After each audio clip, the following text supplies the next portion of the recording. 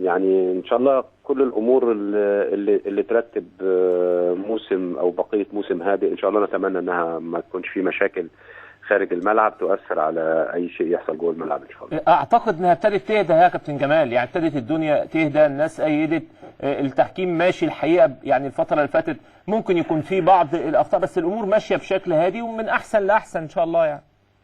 والله بنتمنى كده يا كابتن سيف، وكل ما الناس هتهدى كل ما هتترك بقيه العناصر تشتغل في هدوء وتشتغل بدون توتر، وده هيؤدي في النهايه الى تحسن مستوى كرة القدم. يعني التحكيم عنصر مهم طبعا من عناصر كرة القدم، وهدوء المباريات وهدوء الناس خارج الملعب اعتقد بيدي ثقة بالحكام وبيخليهم يطلعوا افضل ما لديهم في المباريات. كان معايا امبارح تقرير اول امبارح المستشار مرتضى منصور، وقال فيه ان هو يعني الناس بتحاول توقع بينه وبين حضرتك، ولكن هو كان على اتصال مع حضرتك وقعدتوا فترة طويلة جدا تتكلموا ان الامور ماشية كويس يعني. هو طبعا بعد التصريحات بتاعه المستشار مرتضى منصور رئيس نادي الزمالك بعد مباراته الاخيره طبعا، وبعد بيان اتحاد الكوره، كان فعلا اتصل بيا المستشار مرتضى منصور وهو نفسه قال انه التحكيم كويس. يعني هو نفسه قال التحكيم كويس، ولكن اعتقد ان هو الامور كلها يمكن وقت الزعل وقت الغضب يمكن الناس احيانا يعني بيبقى تعبيره عن غضبه احيانا ممكن يؤدي الى انه يحصل نوع من انواع الخلط، او حد بقى اتكلم معاه او حد قال له حاجه. يعني انت عارف الدنيا يعني مش دايما كل حاجه بتبقى للصالح العام. احيانا في بعض الناس بيتدخلوا طبعا عشان يثيروا نوع من انواع البلبله، نوع من انواع لكن هو خلاص الكلام انه هو الراجل بيقول انا عمري في حياتي ما طلبت حكم، وعمري ما قلت انا عايز فلان يحكم لي، لكن انا يمكن كنت عندي تحفظ على بعض الحكام، ولكني برضو في المكالمه قلت له لا، الحكام دي هيحكموا للزمالك وهيحكموا للزمالك. انا السؤال ده كويس ان انت قلته يا كابتن جمال. يعني الناس كلها متفقه بما فيهم الحقيقه المستشار مرتضى منصور ان هو مش من حقه ولا من حق اي حد يقول لحضرتك هات لي مين يحكم لي، ولكن هل من حق اي نادي يقول لحضرتك مثلا رسميا يبعت لك يقول لك والله انا بتحفظ على فلان يا فندم بلاش معلش انا بعترض على ده، ولا برضو مش من حقه؟ هو انا هوفر على الانديه هذا الكلام. انا ما ينفعش اكون مسؤول عن التحكيم ومسؤول عن منظومه زي ديت ويكون في مشكله بين حكم ونادي قريبه واروح ابعت له الحكم ده تاني في ماتش تاني. ما اعتقدش ان في حد عايز يفسد شغله يعني. لكن في جميع الاحوال هو ليس حق طبعا لاي نادي ان هو يتحفظ على حكام، لكن من حقه لو عنده شكوى ضد حكام يقدم هذه الشكوى وبالتالي تبحث اذا كان هو عنده الحق. انا في الاول وفي الاخر يهمني ان الحكم اللي يدير اي مباراه يديرها هو معلوش اي ضغوط، ويديرها ويكون مش محايد. كل حكامنا محايدين. بس هي المشكله دي يا كابتن جمال حساسه شويه. ليه؟ اقول لحضرتك بمنتهى الصراحه، لان النهارده الاهلي والزمالك بالذات، انا بتكلم على الاهلي والزمالك بالذات، لو النهارده عندهم تحفظ على حكم، الحكم ده انتهى خلاص. يعني ايه؟ يعني الحكم بيحكم مثلا 10 سنين 15 سنه، التاريخ ده كله بيبقى 70-80% من التاريخ اهلي وزمالك. مش عارف حضرتك تتفق معايا ولا لا؟ يعني انا عندي انا معاك. هو الموضوع مش جديد، الموضوع قديم، ولكن عايز اقول لك حاجه. هي مشكله الحكم في مباراه مع الاهلي او مع الزمالك ما تتنسيش طبعا. جماهيريه الناديين كبيره جدا، جمهورهم ما بينساش، ويمكن لغايه الحكم ما بيبطل، وبعد ما بيبطل ب 10 او 15 سنه ممكن الناس تكلموا عن المشكله ديت. طبعا ده امر واقع واحنا عارفينه وده موجود في مجتمعنا، لكن هي الفكره في ايه؟ الفكره في انك انت لو قلت مثلا في انا مش عايز فلان وفلان وفلان وفلان يحكموا لي، وانا قلت لك طب حاضر مش هيحكموا لك، وبعدين انا بعد كده عندي وقت من الاوقات عندي الحكام الدوليين بره مصر عندهم بطولات، عندهم مباريات، عندهم ارتباطات، وانت عندك حضرتك مباراه مهمه وانت متحفظ على سين وصاد وعين ولام وميم، وبعدين هعمل ايه وقتها؟ يعني انا مش هجيب الحكم اللي بره عشان يحكم لك، هضطر احط حكم جديد، حكم ما عندوش خبره، حكم صغير، وده طبعا مش وقته او مش مناسبته في ظل التنافس الرهيب للدوري دوت. فالمطلوب الانديه انها ما تكتفناش يعني ما يكتفوناش في مساله تعيين الحكام. ما تبقاش المساله بالنسبه لنا ان احنا بنتحرك في نطاق واحد او اتنين طول السنه. مش هينفع الكلام ده طبعا. اكيد انا بعمل حساب، واي مسؤول لازم بيراعي مساله انه في مشكله بين حكم ونادي في وقت معين، لكن هي طول العمر يعني هيعدي عليها وقت، امور هتتصلح، هيرجع يحكم للنادي ده مره ثانيه، وهو حتى النادي بمجرد ما الامور تمشي طبيعيه هينسى المشكله القديمه.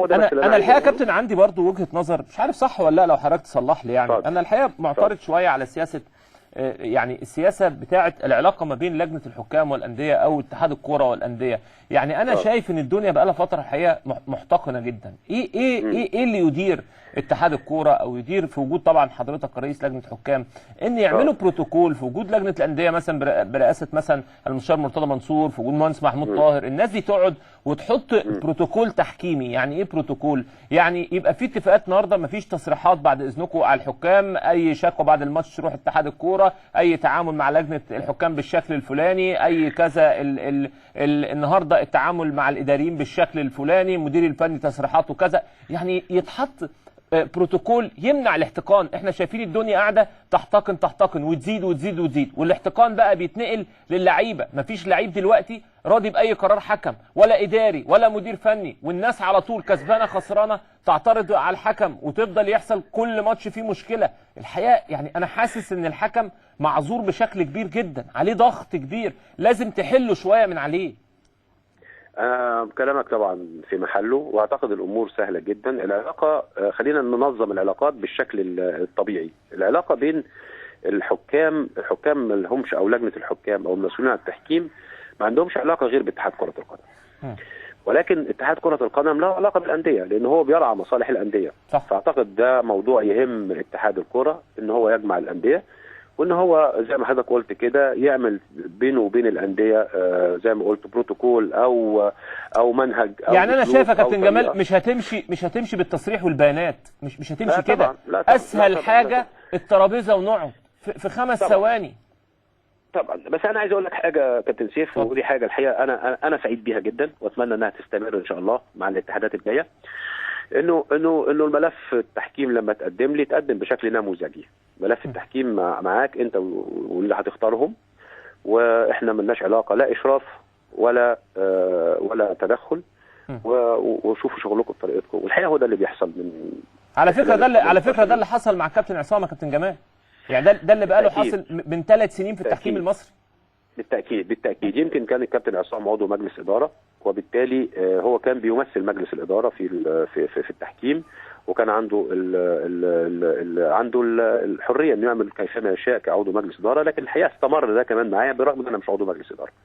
لكن استمر معايا هذا الكلام، وده الشيء الرائع اللي موجود، وانا بشتغل بكده. يعني احنا تقدر تعتبر ان احنا لجنه منفصله عن اتحاد الكوره. على فكره معظم اللجان يا كابتن جمال، يعني لجنه المسابقات الحاج عامر حسين، حدش برضه الراجل حدش يقول له اعمل وما تعملش، هو برضه شغال مع ملفه. تمام. هو ده الصح. يبقى حاجه واحده بس اللي انت قلتها دلوقتي، انه اتحاد الكوره هو اللي بينظم المسابقه او بينظم مسابقات الكوره في مصر.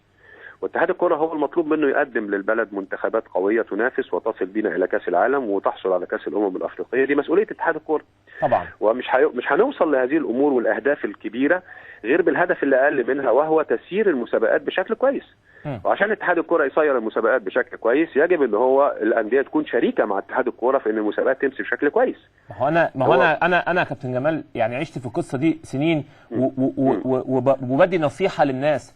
اسهل طريق يعني المستشار مرتضى منصور بكل التصريحات والبيانات والقصص دي، الاهلي والمهندس محمود طاهر، كل ده في قعده وفي اجتماع يتحط بروتوكول، والناس دي تتعاون وتدي تعليمات واضحه وصريحه للمديرين الفنيين التعامل مع الحكام ازاي وللعيبه. اللي انت بتقوله ده لو فعلا حصل، اول ناس هتساعد على تسيير بطوله الدوري بشكل كويس هو المستشار مرتضى منصور والمهندس محمود طاهر. طبعا، لان هم اكبر ناديين في مصر، وهم بيمثلوا الناديين. اعتقد ان هم لو قعدوا قدام بعض كلهم زي ما حضرتك قلت في جوه اتحاد الكوره، واتفقوا على ميثاق، يسموه زي ما يسموه بقى، ميثاق تعاون، ميثاق شرف، ان احنا نترك الحكام في مهمتهم، ونطلب المسابقات، لان المسابقات ليها قرارات حساسه جدا، شؤون اللاعبين ليها قرارات حساسه جدا.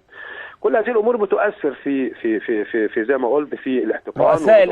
رؤساء الانديه يا كابتن جمال لو جابوا اللعيبه والمديرين الفنيين، وبالاخص المديرين الفنيين، واتكلموا معاهم التعامل مع الحكم بشكل معين، الاعتراض من خلال المجلس عن طريق اتحاد الكوره بسيستم معين، هتلاقي حضرتك الماتشات دي تعدي حتى لو فيها مشاكل وفيها ازمات، بس هتعدي بشكل مختلف.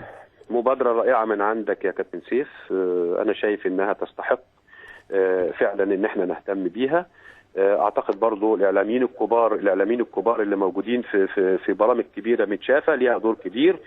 اعتقد ان انتوا لو تبنيتوا هذا هيكون كل ده في مصلحه كره القدم المصريه طبعا. لكن بعيدا عن لجنه الحكام وبعيدا عن الحكام، لان احنا اتفرض علينا ان احنا نبقى منفصلين منعزلين محايدين، نتعامل فقط مع اتحاد كره القدم ولا طبعا. نتعامل مع الانديه او نتعامل حتى مع الاعلام. طبعا. كابتن جمال، حكام مباراه القمه، كل اللي اقدر اقوله لك دلوقتي انه طالما احنا هنجيب حكام اجانب يبقى تاكد ان احنا هنجيب حكام كابتن جمال احنا كنا ماشيين زي الفل في المكالمه من بدايتها. ما انا هقول لك طالما كل اللي اقدر اقوله لك يعني حكام سوبر. يعني ايه سوبر؟ يعني انا شخصيا لو هجيب حكام اجانب مدرسه ايه يا كابتن جمال؟ طيب باتصالاتي وبطريقتي يبقى هجيب حكام على الاقل لازم يكونوا متعينين لكاس الامم الاوروبيه اللي جاي. مدرسه ايه؟ مدرسه اوروبيه. لا ما انا فاهم يا كابتن، ده عشان خاطر انا مدرسه ايه؟ مدرسه فوق، هو اقصى حاجه الثانويه، ولكن عايز اقول لك انه فعلا هيكون ان شاء الله طقم من ال 16 طقم بتوع كاس الامم الاوروبيه في فرنسا. يعني احنا هنخلص المكالمه دي من غير ما حضرتك تقول لي مدرسه ايه؟ حضرتك لو دخلت على ال 16 اسم هتلاقيهم كلهم حكام كبار، واحد من الحكام الكبار دول. طب يعني من بلد ايه بس؟ وانا مش عايز حاجه تاني. ما هو من الاتحاد الاوروبي يا كابتن سيف. من الاتحاد الاوروبي. انا هحترم كده برضه يا كابتن جمال، وبتمنى لحضرتك كل التوفيق ان شاء الله انت ومجموعه الحكام المصريين المحترمين، وان شاء الله باذن الله مزيد كده من النجاحات. بشكرك شكرا جزيلا كابتن جمال الغندور رئيس لجنه الحكام، وربنا يوفق الدنيا. يعني حكام